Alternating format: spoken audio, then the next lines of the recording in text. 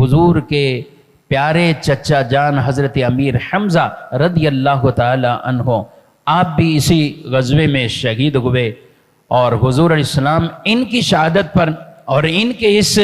جو زخم جس طرح کے دیے گئے تھے، آپ صلی اللہ علیہ وسلم بڑے رنجیدہ ہوئے۔ صحابہ کہتے ہیں ہم نے حضور کو کبھی اتنا روتے نہیں دیکھا تھا جتنا آج روئے حضور احد کے اس مقام پر، اور اپنے چچا کو لیے، اور ایسے سے کلمات خوبصورت آپ نے اپنے چچا کے لیے نبی پاک صلی اللہ علیہ وسلم نے وہ ادا فرمائے۔ اور پھر صحابہ کی جو مبارک جسم کو شہداء کو لایا جا رہا تھا، حضور جنازے کی نماز ادا فرما رہے تھے، اور حضرت امیر حمزہ رضی اللہ عنہ کو جب سب سے پہلے لایا گیا، حضور نے ان کی نماز جنازہ ادا کی۔ حکم تو یہی ہے کہ اگر زیادہ جنازے ہوں تو آپ جنگ کی کسی ایسی کیفیت میں ہیں، مشکل میں ہیں، تو ٹھیک ہے سب جنازے ایک ساتھ رکھیں، سب کا جنازہ ایک ہی جنازہ پڑھ دیں، ایک جنازہ، دو جنازے، تین جنازے ایک ساتھ بھی ہو سکتے ہیں۔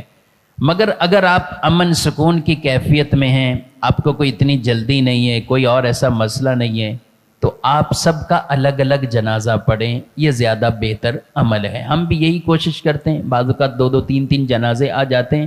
تو پہلے ایک پڑھایا، پھر دوسرا، پھر تیسرا۔ اس کی اصل بھی، اور یہ رسول اللہ صلی اللہ علیہ وسلم کے عمل سے بھی، آپ نے احد کے جو شہداء تھے ان کو ایک ایک کو آپ نے فرمایا کہ ان کا جنازہ یوں نہیں بلکہ ایک ایک کے ساتھ۔ حضرت امیر حمزہ کا نماز جنازہ جب ادا کیا گیا تو پھر دوسرے شہید کو لانے کے لیے جب لایا جا رہا تھا تو ان کو جب اٹھانے لگے تو فرمایا نہیں، ان کو رہنے دو، ان کو رہنے دو، ان کو یہیں رہنے دو۔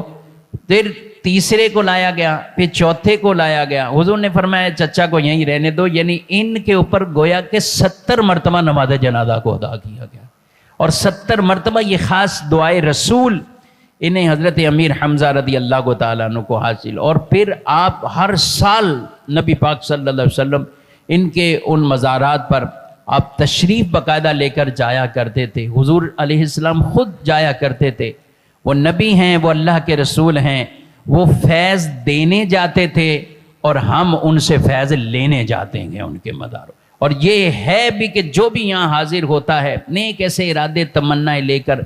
الحمدللہ ان کا وسیلہ پیش کرتے ہیں، اللہ پاک ان کی دعاؤں کو بھی قبول فرماتا ہے۔ اور یہ فرمایا قیامت تک جو لوگ آئیں گے